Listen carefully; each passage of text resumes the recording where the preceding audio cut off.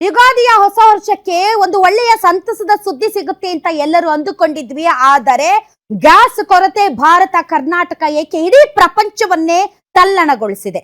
ಆದರೆ Iran, Israel, America ನಡುವೆ ಯುದ್ಧ ಇನ್ನು ಹಿಂದೆ ನೀವು ಕಂಡಿಲ್ಲದ ರೀತಿಯಲ್ಲಿ ಸಾಗ್ತಾ ಇದೆ. ಮಧ್ಯಪ್ರಾಚ್ಯದಲ್ಲಿ ವಾರ್ ತಾರಕಕ್ಕೇರಿದೆ. ಯುದ್ಧದಲ್ಲಿ ಇರಾನ್ ಮುಗಿಸೇ ತೀರ್ತೇವೆ ಅಂತ ಅಮೆರಿಕ ಶಪಥ ಮಾಡಿದೆ.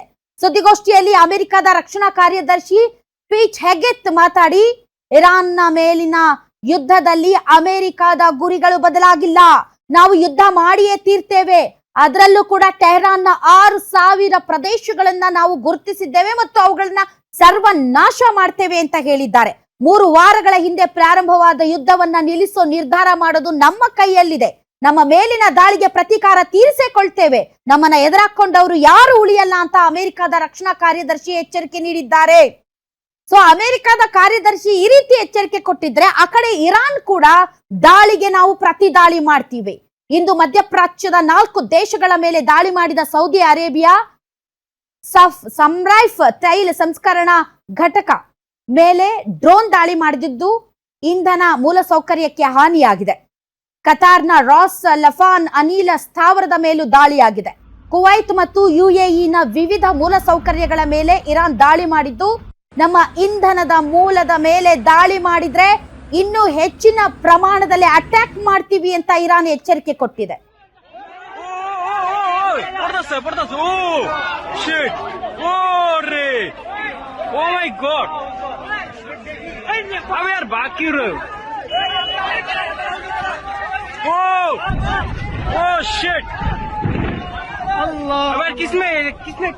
किधर गिरा अरे वहां गिरा, सामने तो गिरा और किधर गिरा. The world, the Middle East, our ungrateful allies in Europe, even segments of our own press should be saying one thing to President Trump. Thank you. Thank you for the courage to stop this terror state from holding the world hostage with missiles while building or attempting to build a nuclear bomb. Thank you for doing the work of the free world. Yesterday's ceremony reminded us why we fight. Not for nation building or democracy promotion, but to crush direct threats to America, Americans, and our interests. We fight to win. Madam, ಅಪ್ಪ ಅಮ್ಮನ ಜಗಳದಲ್ಲಿ ಕೂಸು ಬಡವಾಯ್ತು ಅನ್ನೋ ತರ ಬೇರೆ ರಾಷ್ಟ್ರಗಳು ಒದ್ದಾಡ್ತಾ ಇದೆ ಮತ್ತು ಅಮೆರಿಕದ ನಿಲುವು ಕ್ಷಣಕ್ಕೆ ಬದಲಾಗುತ್ತಪ್ಪ. ಟ್ರಂಪ್ ಬೆಳಗ್ಗೆ ಒಂದು ಟ್ವೀಟ್ ಮಾಡಿ ಇದೇನೋ ಹೇಳ್ತಾನೆ, ಮತ್ತೆ ಇಲ್ಲಿ ಇವ್ರು ಮತ್ತೊಂದು ಹೇಳ್ತಾರೆ. ಸೊ ಯಾವ್ದನ್ನ ನಂಬೇಕು ಯಾವ್ದನ್ನ ಬಿಡ್ಬೇಕು ಅಂತ ಗೊತ್ತಾಗ್ತಾ ಇಲ್ಲ. ಬಟ್ ನಾವು ಈ ಸದ್ಯದ ಯುದ್ಧದಲ್ಲಿ ಏನೇನ್ ಆಗಿದೆ, ಕಳೆದ 24 ಗಂಟೆಗಳಲ್ಲಿ ತುಂಬಾ ಆಗಿದೆ, ತುಂಬಾ ದಾಳಿಗಳು ನಡೆದಿವೆ. ಎಲ್ಲ ಒಂದು ಕಡೆ ರಾಜ್ಯ ಸಂಧಾನ ಆಗುತ್ತೆ ಅಂತ ನಾವೆಲ್ಲರೂ ನಿರೀಕ್ಷೆ ಮಾಡಿದ್ವಿ. ಆದ್ರೆ ಅದ್ಯಾವುದು ಕೂಡ ಆಗದೆ ಇರುವಂತಹ ಲಕ್ಷಣಗಳು ಕಂಡು ಬರ್ತಾ ಇದೆ. ಯಾಕೆ ಅಂದ್ರೆ ಒಬ್ಬರನ್ನೊಬ್ರು ಮುಗಿಸುವಂತಹ ದೊಡ್ಡ ಒಂದು ಕರೆಯನ್ನ ಕೊಟ್ಟಿದ್ದಾರೆ. ಅಮೆರಿಕ ಇಲ್ಲ, ನಾವು ಇರಾನ್ ನ ಉಡಿಸ್ ಮಾಡ್ಬಿಡ್ತೀವಿ ಅಂತ ಹೇಳ್ತಾ ಇದೆ. 20 ದಿನ ಬೇಕಾಯ್ತಾ ಇವ್ರಿಗೆ ಉಡಿಸ್ ಮಾಡಕ್ಕೆ? 20 ದಿನದಲ್ಲಿ ಇಡೀ ಪ್ರಪಂಚವನ್ನೇ ಅಲುಗಾಡಿಸ್ತಾ ಇದೆ ಇರಾನ್. ನಾವು ಅದನ್ನ ಸರ್ವನಾಶ ಮಾಡ್ತೀವಿ ಅಂತಂದ್ರೆ ನೀವು ಮಾಡೋ ಮಟ್ಟ ಇನ್ನು ಎಷ್ಟು ತೈಲ ಬೆಲೆ ಏರಿಕೆ ಆಗ್ಬೇಕು, ಎಷ್ಟು ನೈಸರ್ಗಿಕ ಅನಿಲದ ಕೊರತೆ ಉಂಟಾಗಬೇಕು, ಮತ್ತು ಒಬ್ಬರ ಮೇಲೆ ಒಬ್ರು ಹಿಂಗೆ ದಾಳಿ ಮಾಡ್ತಾ ಇದ್ದಾರೆ. ಪ್ರಾಕೃತಿಕವಾಗಿ ಈ ಭೂತಾಯಿ ಕೊಟ್ಟಿರುವಂತಹ ನೈಸರ್ಗಿಕ ಅನಿಲದ ನಿಕ್ಷೇಪಗಳನ್ನ, ರಿಫೈನರಿಗಳನ್ನ ನೀವು ಹೀಗೆ ಒಬ್ರಿಗೊಬ್ರು ಹೊಡೆದಾಡಿ ಎಲ್ಲ ಸರ್ವನಾಶ ಮಾಡಿದ್ರೆ ಎನರ್ಜಿ ಕ್ರೈಸಿಸ್ ಆಗಿ ನಾವು ಮತ್ತೆ ಒಂದು 50 ವರ್ಷ ಹಿಂದಕ್ಕೆ ಹೋಗ್ಬೇಕಾ? ಹೌದಲ್ವಾ? ಸೊ ಏನೇನಾಗಿದೆ ಅನ್ನೋದನ್ನ ಇನ್ ಡೀಟೇಲ್ ಆಗಿ ವಿಶ್ಲೇಷಣೆ ಮಾಡೋಣ. ಬಟ್ ಕರೆಂಟ್ ಡೆವಲಪ್ಮೆಂಟ್ ಏನು ಅನ್ನೋದನ್ನ ಜನರ ಮುಂದೆ ಇಟ್ಟು ಆಮೇಲೆ ಈಗ ಏನು ಈ ಕಳೆದ 24 ಗಂಟೆಗಳಲ್ಲಿ ಒಬ್ಬರ ಮೇಲೆ ಒಬ್ರು ಏನ್ ದಾಳಿ ಮಾಡ್ತಾ ಇದ್ದಾರೆ, ಇದರಿಂದ ಪ್ರಪಂಚದಲ್ಲಿ ಯಾವ ರೀತಿಯಾದಂತಹ ತಲ್ಲಣ ಸೃಷ್ಟಿಯಾಗಿದೆ ಮತ್ತು ಭಾರತ ಏನು ಈಗ ತೈಲ ಕೊರತೆ ಮತ್ತು ಗ್ಯಾಸ್ ಕೊರತೆ ಅನುಭವಿಸ್ತಾ ಇದೆ, ಅದು ಎಷ್ಟು ದಿನ ಉಳಿಯಲಿದೆ ಅನ್ನೋದ್ರ ಬಗ್ಗೆ ವಿಶ್ಲೇಷಣೆ ಮಾಡ್ತೀವಿ. ನೆಕ್ಸ್ಟ್ ಸ್ಟೋರಿಗೆ ಹೋಗೋಣ. ನೋಡಿ, ಗಲ್ಫ್ ನಲ್ಲಿ ಯುದ್ಧ ಮತ್ತೊಂದು ಹಂತಕ್ಕೆ ತಲುಪಿದ್ದು ಇಡೀ ವಿಶ್ವವೇ ತಲ್ಲಣಗೊಂಡಿದೆ. ಇರಾನ್, ಇಸ್ರೇಲ್ ಇಂಧನ ಘಟಕಗಳನ್ನೇ ಟಾರ್ಗೆಟ್ ಮಾಡಿ ದಾಳಿಗಳನ್ನ ಮಾಡ್ತಾ ಇವೆ. ಇದು ಈಗಾಗಲೇ ಜಾಗತಿಕ ಮಾರುಕಟ್ಟೆ ಅಲುಗಾಡುವಂತೆ ಮಾಡಿದೆ. ತೈಲ ಮತ್ತು ಅನಿಲ ಮೂಲ ಸೌಕರ್ಯವನ್ನ ಗುರಿಯಾಗಿಸಿಕೊಂಡು ಸರಣಿ ದಾಳಿ ಮಾಡಲಾಗ್ತಿದೆ. ಇರಾನ್ನ ದೈತ್ಯ ಸೌತ್ ಪಾರ್ಸ್ ಅನಿಲ ಕ್ಷೇತ್ರದ ಮೇಲೆ ಇಸ್ರೇಲ್ ದಾಳಿ ಮಾಡಿದ ನಂತರ ಕಚ್ಚಾ ಮತ್ತು ನೈಸರ್ಗಿಕ ಅನಿಲ ಬೆಲೆಗಳು ಏರಿಕೆ ಕಂಡಿವೆ. ಇಸ್ರೇಲ್ನ ಈ ದಾಳಿಯಿಂದ ಪ್ರಪಂಚದಲ್ಲೇ ಇಂಧನ ಅಭಾವದ ಆತಂಕ ಮನೆ ಮಾಡಿದ್ದು ಭಾರತಕ್ಕೂ ಕೂಡ ಸಂಕಷ್ಟ ಎದುರಾಗಿದೆ. ದೇಹದಲ್ಲಿ ಬ್ಯಾಡ್ ಕೊಲೆಸ್ಟ್ರಾಲ್ ಜಾಸ್ತಿ ಆದಾಗ ಹಾರ್ಟ್ ಅಟ್ಯಾಕ್ ಆಗೋ ಚಾನ್ಸಸ್ ಜಾಸ್ತಿ. ಇತ್ತೀಚೆಗಂತೂ ಸಿಕ್ಕಾಪಟ್ಟೆ ನ್ಯೂಸ್ನ ಕೇಳ್ತಾನೆ ಇದ್ದೀವಿ. ಸೊ ಬ್ಯಾಡ್ ಕೊಲೆಸ್ಟ್ರಾಲ್ನ ಕಮ್ಮಿ ಮಾಡೋದಕ್ಕೆ ಉತ್ತಮವಾದ ಆಹಾರ ತುಂಬ ಇಂಪಾರ್ಟೆಂಟು. ಜೀನಿ ಸ್ಲಿಮ್ ಯೂಸ್ ಮಾಡಿ. ಕರೆಕ್ಟ್, ಜೀನಿ ಸ್ಲಿಮ್ನಲ್ಲಿರುವಂತಹ ಎಷ್ಟೋ ಆಹಾರ ಧಾನ್ಯಗಳು ಕೊಲೆಸ್ಟ್ರಾಲ್ ಲೆವೆಲ್ನ ಕಮ್ಮಿ ಮಾಡೋದಕ್ಕೆ ಹೆಲ್ಪ್ಫುಲ್ ಆಗುತ್ತೆ. ಸೊ ಹೆಲ್ದಿ ಆಗಿರಿ, ಜೀನಿ ಸ್ಲಿಮ್ನ ಯೂಸ್ ಮಾಡಿ.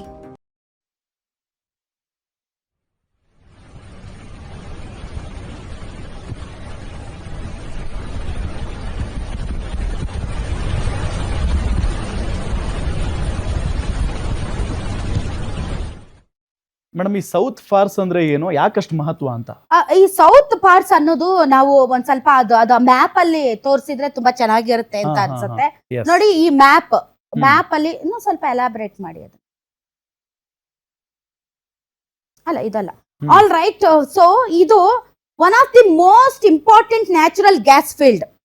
ತಾವು ನೋಡ್ಬೋದು, ಇರಾನ್ ಕೆಳಗಡೆ ಕತಾರ್ ಇದೆ, ಹೌದು, ಮಧ್ಯದಲ್ಲಿ ಪರ್ಷಿಯನ್ ಗಲ್ಫ್ ಇದೆ, ಆ ಮಧ್ಯದಲ್ಲಿ ಒಂದು ಯೆಲ್ಲೋ ಮತ್ತು ಗ್ರೀನ್ ಮಾರ್ಕ್ ಇರುವಂತಹ ಸಣ್ಣ ಒಂದು ಐಲ್ಯಾಂಡ್ ತರ ಕಾಣ್ತಾ ಇದೆ ಅಲ್ಲ, ಅದನ್ನ ಸೌತ್ ಪಾರ್ಟ್ಸ್ ಅಂತ ಕರೀತಾರೆ. ಸೊ ಇರಾನ್ ಮತ್ತು ಕತಾರ್ನ ಗಡಿಗೆ ಹೊಂದಿಕೊಂಡಿರುವಂತಹ ಒಂದು ಐಲ್ಯಾಂಡ್, ಆ ಐಲ್ಯಾಂಡ್ ನಲ್ಲಿ ಇರುವಂತಹ ನೈಸರ್ಗಿಕ ಅನಿಲದ ಭಂಡಾರ. ಸೊ ಒನ್ ಫೀಲ್ಡ್ ಅದು ಒಟ್ಟಿಗೆ ಇರುವಂತದ್ದು. ಇರಾನ್ನ ಗಡಿ ಮತ್ತು ಕತಾರ್ ಗಡಿಯಲ್ಲಿ ಇರುವಂತದ್ದು. ಆ ಒಂದು ಏನು ಅನಿಲ ಭಂಡಾರ ಇದೆ, ಅದರ 30 to 40% ಗ್ರೀನ್ ಮಾರ್ಕ್ ಏನಿದೆ ಅದನ್ನ ಇರಾನ್ ಬಳಸ್ಕೊಳ್ಳುತ್ತೆ. ಮತ್ತು ಇನ್ನು ಎಲ್ಲೋ ಏನಿದೆ, ಎಲ್ಲೋ ಕಲರ್ ಅಲ್ಲಿ ಏನಿದೆ, ಅಷ್ಟು ಪ್ರದೇಶದ ಆ ಅನಿಲ ನಿಕ್ಷೇಪ ಏನಿದೆ ಅದರಿಂದ ಗ್ಯಾಸ್ ಅನ್ನ ಕತಾರ್ ಎಕ್ಸ್ಟ್ರಾಕ್ಟ್ ಮಾಡುತ್ತೆ. ಸೊ ಈ ಒಂದು ಸೌತ್ ಪಾರ್ಸ್ ಅಂತ ಏನಿದೆ, ಇದು one of the most important natural gas field in the world ಅಂತ ಹೇಳ್ತಾರೆ. ಯಾಕೆಂದ್ರೆ ಇಡೀ ಪ್ರಪಂಚದ 20% ಅಷ್ಟು ನೈಸರ್ಗಿಕ ಅನಿಲ ಏನಿದೆ ಇದು ಇಲ್ಲಿಂದಾನೇ ಸಪ್ಲೈ ಆಗುವಂತದ್ದು. ಹಾಗಾಗಿ ಇದಕ್ಕೆ ತುಂಬಾ ತುಂಬಾ ಇಂಪಾರ್ಟೆನ್ಸ್ ಇದೆ.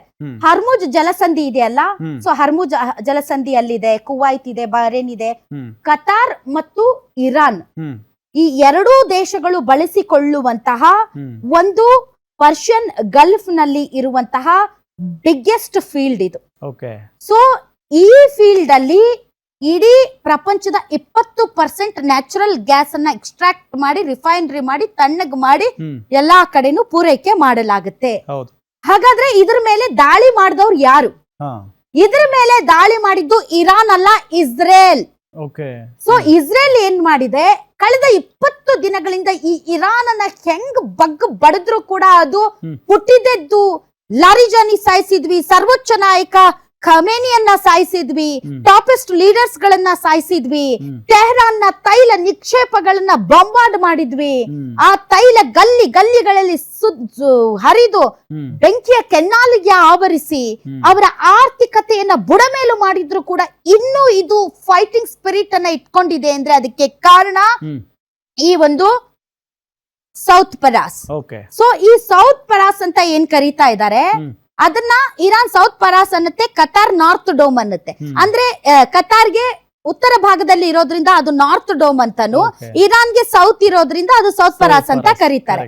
ಸೊ ಇದು ಇರಾನ್ ನ ತುಂಬಾ ದೊಡ್ಡ ಆರ್ಥಿಕ ಸಂಪನ್ಮೂಲದ ಕಣಜ. ಹೀಗಾಗಿ ಇಸ್ರೇಲ್ ಏನ್ ಮಾಡ್ತು, ಈ ಇರಾನ್ ನ ಭಾಗ ಏನಿದೆ, ಆ ಒಂದು ಐಲ್ಯಾಂಡ್ ನ ಸೌತ್ ಪರಾಸ್ ಅಂತ ಏನ್ ಕರಿತೀವಿ, ಅದರ ಒಂದು ಸೌತ್ ಭಾಗದಲ್ಲಿ ಏನ್ 30 to 40% ಇದು ನೈಸರ್ಗಿಕ ಅನಿಲನ್ನ ಎಕ್ಸ್ಟ್ರಾಕ್ಟ್ ಮಾಡ್ತಾ ಇತ್ತಲ್ಲ, ಅದರ ಇನ್ಫ್ರಾಸ್ಟ್ರಕ್ಚರ್ ಮೇಲೆ ಬಾಂಬ್ ಹಾಕ್ತು, ಮಿಸೈಲ್ ದಾಳಿ ಮಾಡ್ತು. ಸೊ ಅಲ್ಲಿ ಏನಾಯ್ತು, ಇರಾನ್ ನ ಆರ್ಥಿಕತೆನೆ ಬುಡ ಮೇಲಾಯ್ತು ಮತ್ತು ಅದು ಮತ್ತೆ ಗ್ಯಾಸ್ ಅನ್ನ ಎಕ್ಸ್ಟ್ರಾಕ್ಟ್ ಮಾಡಬೇಕು ಅಂತಂದ್ರೆ ಇನ್ನು ಎಷ್ಟು ವರ್ಷಗಳು ಬೇಕೋ ಗೊತ್ತಿಲ್ಲ. ಇದರಿಂದ ಸಿಟ್ಟಿಗೆದ್ದಂತಹ ಇರಾನ್ ಏನ್ ಮಾಡ್ತು, ನೀವು ನಮ್ಮ ಕಣ್ಣನ್ನ 2 ಕಣ್ಣನ್ನ ತೆಗೆದ್ರೆ ನಾವು ನಿಮ್ಮ 1 ಕಣ್ಣನ್ನಾದ್ರೂ ತೆಗಿತೀವಿ ಅಂತ. ಸೊ ಇದಕ್ಕೆ ಇರಾನ್ ಇಸ್ರಾಯೇಲ್ ಮೇಲೆ ದಾಳಿ ಮಾಡಲಿಲ್ಲ, ಬದಲಾಗಿ ಇನ್ನೊಂದು ದೇಶ ಇದೆ, ಅದು ಇಡೀ ಪ್ರಪಂಚಕ್ಕೆ ಅನಿಲ ಪೂರೈಕೆ ಮಾಡುವಂತ ದೇಶ ಕತಾರ್. ಕತಾರ್ ಭಾಗದ ಏನು ನಿಕ್ಷೇಪ ಇದೆ ಅಥವಾ ಕತಾರ್ ಭಾಗದ ಏನು ಆ ಭಂಡಾರ ಇದೆ, ಅನಿಲ ಭಂಡಾರ, ಅದ್ರ ಮೇಲೆ ದಾಳಿ ಮಾಡ್ಬಿಡ್ತು. ಸೊ ಅದ್ರ ಮೇಲೆ ದಾಳಿ ಮಾಡಿದ್ರೆ ಅದು ಯಾಕೆ ಇಂಪಾರ್ಟೆಂಟ್ ಆಗುತ್ತೆ ಅಂತಂದ್ರೆ, ಇಡೀ ಪ್ರಪಂಚದ 20%, ಭಾರತದ 40-50% ನೈಸರ್ಗಿಕ ಅನಿಲ ಕತಾರ್ನಿಂದಲೇ ಪೂರೈಕೆ ಆಗೋದು. ಸೊ ಹೀಗಾಗಿ ಕತಾರ್ ಇರಾನ್ಗೆ ಕಂಪೇರ್ ಮಾಡಿದ್ರೆ ತುಂಬಾ ಹೆಚ್ಚು ಅನಿಲವನ್ನ ಅಲ್ಲಿಂದ ಎಕ್ಸ್ಟ್ರಾಕ್ಟ್ ಮಾಡುತ್ತೆ. ಯಾಕೆ ಅಂದ್ರೆ ಇರಾನ್ ಮೇಲೆ ಇರುವಂತಹ ಹಲವಾರು ಸ್ಯಾಂಕ್ಷನ್ಸ್ ಮತ್ತು ಅದರ ಬಳಿ ಕತಾರ್ಗೆ ಇರುವಷ್ಟು ತುಂಬಾ ದೊಡ್ಡ ದೊಡ್ಡ ಟೆಕ್ನಾಲಜಿ ಮತ್ತು ಅದಕ್ಕೆ ಬೇಕಾದಂತಹ ಬೇರೆ ಬೇರೆ ರೀತಿಯಾದಂತಹ ಎಕ್ವಿಪ್ಮೆಂಟ್ಸ್ ಇವೆಲ್ಲವೂ ಕೂಡ ಇರಾನ್ ಬಳಿ ಕಡಿಮೆ ಇರೋದ್ರಿಂದ ಕತಾರು ತುಂಬಾ ಟೆಕ್ನಿಕಲಿ ಮತ್ತು ಈ ಏನಂದ್ರೆ ಸಮುದ್ರದ ಆಳದಲ್ಲಿ ಇರುವಂತಹ ಭೂಭಾಗದ ಕೆಳಗೆ ಇರುವಂತಹ ಶೀಶೋರ್ ಒಳಗಡೆಯಿಂದ ಎಕ್ಸ್ಟ್ರಾಕ್ಟ್ ಮಾಡ್ಬೇಕಾಗಿರೋದ್ರಿಂದ ಇರಾನ್ಗಿಂತ ತುಂಬಾ ಒಳ್ಳೆ ಟೆಕ್ನಾಲಜಿ ಕತಾರ್ ಹತ್ರ ಇದೆ ಮತ್ತು ಆರ್ಥಿಕವಾಗಿ ತುಂಬಾ ಗಟ್ಟಿತನ ಇದೆ ಕತಾರ್ಗೆ. ಹೀಗಾಗಿ ಕತಾರ್ ಈ ನೈಸರ್ಗಿಕ ಅನಿಲ ಭಂಡಾರದ ಭಾಗದ ಮೇಲೆ ಇರಾನ್ ದಾಳಿ ಮಾಡಿರೋದ್ರಿಂದ ಇಸ್ರೇಲ್ ಇರಾನ್ ಮೇಲೆ ಮಾಡ್ತು, ಇರಾನ್ ಕತಾರ್ ಮೇಲೆ ಮಾಡ್ತು. ಸೊ ಕತಾರ್ ಈಗ ಬೆಚ್ಚು ಬಿದ್ದು ಬಿಟ್ಟಿದೆ. ಯಾಕೆಂದ್ರೆ ಕತಾರ್ನ ಇಡೀ ಆರ್ಥಿಕತೆನೆ ನಿಂತಿರೋದೇ ಅದ್ರ ಮೇಲೆ. ಸೊ ಹೀಗಾಗಿ ಕತಾರ್ ಏನ್ ಮಾಡ್ತು, ಇಲ್ಲ ಇದಾಗೋದಿಲ್ಲ, ಹಿಂಗ ಬಿಟ್ರೆ ನಮ್ಮ ದೇಶಗಳನ್ನ ಇರಾನ್ ನಿರ್ನಾಮ ಮಾಡುತ್ತೆ. ಇಸ್ರೇಲ್ಗೂ ಅಮೆರಿಕಾಗೂ ಇರುವಂತಹ ಫೈಟ್ಗೆ ನಾವು ಗಲ್ಫ್ ರಾಷ್ಟ್ರಗಳು ಈ ರೀತಿ ಬೆಲೆ ತೆರಬೇಕಾಗಿದೆ.